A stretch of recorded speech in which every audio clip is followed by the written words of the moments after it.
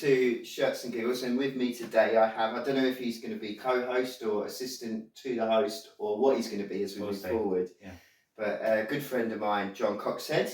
Hello everyone. Welcome to the show. We are going to talk a little bit about our memories of football shirts and our favourite football shirts. So I guess what I didn't cover in last week's video was actually who I support. And we're going to talk about who Jon supports. So we'll start with that. Jon, nail your colours to the mast. West Ham United, the Hammers. Okay. Born and bred, that's where it was. So yes, long suffering until they won the European Cup a couple of years ago. But interestingly, what shirt you got on today? This is a Nuremberg one. So their club, 2015-2016 away shirt. I've always liked it. It's my first 80-mile cycle in this because I refuse to wear cycling shirts. I like cycling, but I also don't like cycling. So yeah, it's got a special place in my heart.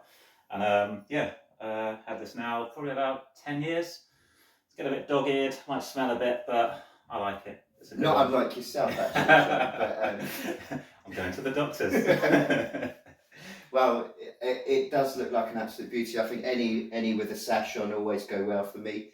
I'm in Newcraighall Leith Athletic or Victoria, shirt today, special edition from a couple of years ago. So this is one of the ones that I feel like I got targeted for. It popped out. It obviously had my name on it. So that's what I've got. And as I said, I didn't cover who I supported in the first video, and I think it's not as simple for me as it is for Jon. How long's the episode? I was going to say, yeah. I think there might be a little cut to say in somewhere later, because I was born and raised as a Southampton supporter, but I have various loyalties to other teams and non-league teams in particular, with Hastings United, my hometown. I can see where that links in there, yeah.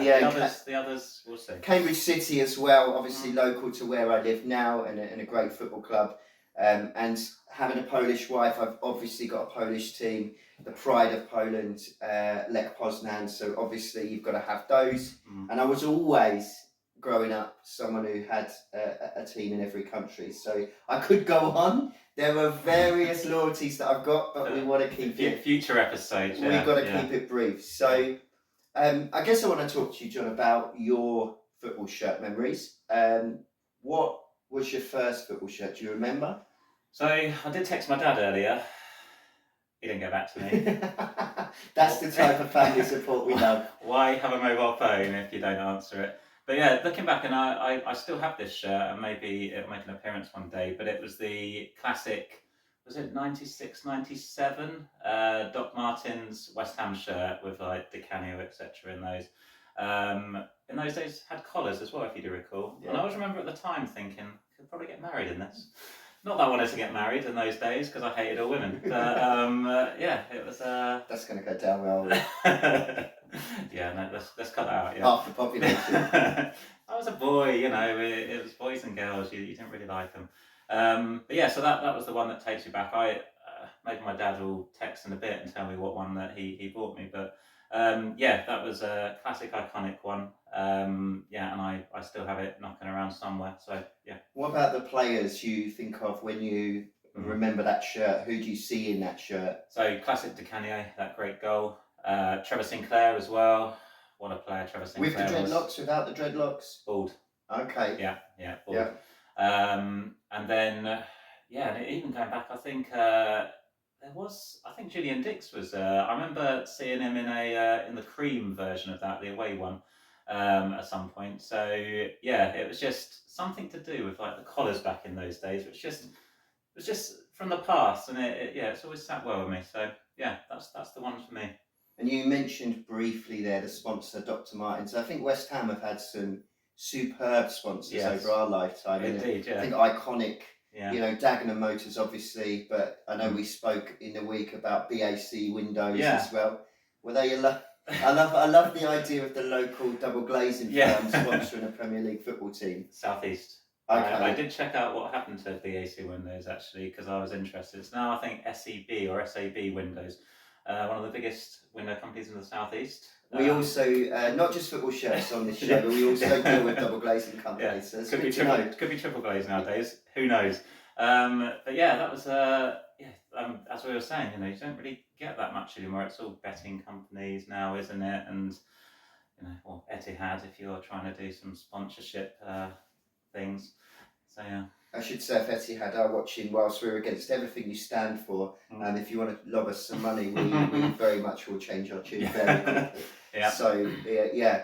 It is interesting actually, because I feel like we obviously both really grew up loving football in the 90s, and that was whilst money was coming into the Premier League then, your local firms did still sponsor your clubs, and obviously these days, there's sort of nameless betting companies on I'd say 3/4 of the Premier League teams, but the sort of iconic Newcastle Brown Ale supporting or sponsoring Newcastle, and as you said, Dagenham Motors with West Ham, those types of ones. I think that there's a couple of classic ones that spring to mind for me. I think there was a season where Millwall didn't have a sponsor. West Ham also as well. Yeah, well they just had. Millwall and West Ham. I'm fairly certain, and we will drop a picture in if it's true. Fairly certain they just had Millwall written on the front of their shirt, which is. Probably a joke in there somewhere. Which is great. And obviously the classic, and it is literally a classic, QPR sponsored by Classic FM. Yeah. I'm sure I don't know the average QPR supporter if they were what Classic FM were looking for in their listenership. But what was the deal with that? There must have been a link with someone that like a director or something, surely. You'd have thought so. I don't know. Yeah, I don't know. So. I think for me, actually, again, going back to my club, Southampton, again, the iconic brand would be probably Hummel, but also Pony, which is... Pony, yeah. I put something on Instagram this week about Pony, a forgotten brand. In the 90s, anything, 90s, you think of Pony football shirts, and both West Ham and Southampton had. They had the same design with the Pony tick on it in different colours. Did you really get other Pony shorts and stuff like non-football related? I don't remember seeing other Pony stuff. Whatever happened to Pony? Whatever happened to Pony? Yeah, indeed. Yeah. One of the great questions of our age. I mean, we had a home and away shirt that were exactly the same. So the red and white with the tick on, and then the away one was sky blue and darker blue with the tick on, and you had the one that was your home shirt, which was claret with the blue tick on. Great memories. What's the deal as well, just as an aside, where back in the old days, if West Ham played away at, say, I don't know, who would it be, QPR or whatever, you'd still wear your home kit. Nowadays, second, third kits. Good for collectors, but missing something from that, I say. Oh, we will come. I think we will cover that later, because as a collector, and my friends know that I'm very much a collector, I get sent links all the time to have you seen this, have you seen the other, and when clubs are bringing out 4, 5 shirts a season, it's a bit much, and there is, we'll talk about whether a bit much from someone with your amount of shirts. I think it is, because. And we will talk about, there's an episode we're going to talk about special editions, right? And obviously this is a special edition. I think if you're a club at the level that Newcraighall, Leith, Victoria are playing at, then I can understand why you need to, generate funds through different things. But I've got a brilliant Landwick Major shirt who play in, I think, the 3rd tier in Wales with fish and chips on it, which is a great shirt. I'll wear it in a later episode when I'm a bit smaller. But journey through football shirts and a weight loss journey. Again, it's a broad shirt. It's a broad shirt. He's tried everything, except for eating less and more exercise. But we'll cover that. Look, let's stick to what we're here for. I do think, some clubs have become in recent times, like I know fans are customers basically anyway, aren't they? But there are too many shirts coming out, and perhaps that's why we've seen such a prevalence of fake shirts sort of coming into the market now. But we'll save that for a later episode. Anything else on you and your collection? Because I know I sort of got you a little bit into it, not quite on the scale that I am, but I think you've probably driven your wife a little bit mad with your football shirts. She is much more well-travelled than me, and where did she go? Peru. And she got me a Peruvian shirt. Not the country Peru, one of their local ones. I don't know. I'll have to check it out actually. Again, maybe one for another episode. But yeah, I'm probably looking. I think I've got about 30, 32. And I remember back in one of your yo-yo times when you was a lot smaller, there was a Metallitis car kit that I said I was going to give you as a present, but then we had that fallout, and and we didn't talk for 2 years. But but yeah, so I'll have to dig about it. Finally, exactly. Yeah. So yeah, it's a miracle. Well, perhaps we'll have to do a Peruvian episode actually, because I've got a couple of Peruvian shirts There we go. that were both gifts as well. So we're, Do we eat a guinea pig? There's some. Can we say that? It's a national dish. there's some common themes emerging here. So we're not going to dwell too much more.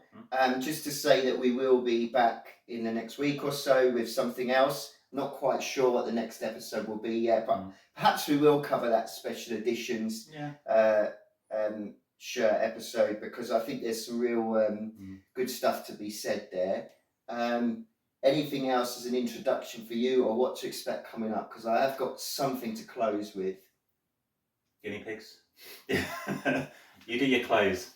Well, just to say that I'm not saying that we're going to be the new Reeves and Mortimer, but we did once go through a ladies' checkout at Aldi in Huntingdon, and such was the hilarity as a double act. The mirth. That she said, and I quote, "You can come through my checkout anytime you want." And I am going to stick that on the description of this episode, because I think people need to stick it on the posters. Yeah, exactly. Yeah. I think people need to know what they're letting themselves in for here. We've never been back actually. So no, we haven't. Yeah, I think. Always leave on a high. Yeah, never. We did well there, you know. We didn't have a second show. Hopefully that won't be the case for this YouTube channel, but we'll see. For today, thanks for tuning in. Bye-bye. Thank you so much for tuning in to the first episode of Shirts and Giggles. I hope you enjoyed the show. We'll be dropping new videos every single Sunday, and next week we'll be covering special edition shirts and grabbing some gems from my collection. I'd love for you to get involved, so please like, subscribe, and leave your comments below. What's your favourite football shirt, and do you remember the first shirt you ever owned? Until next week, thanks again for tuning in to Shirts and Giggles.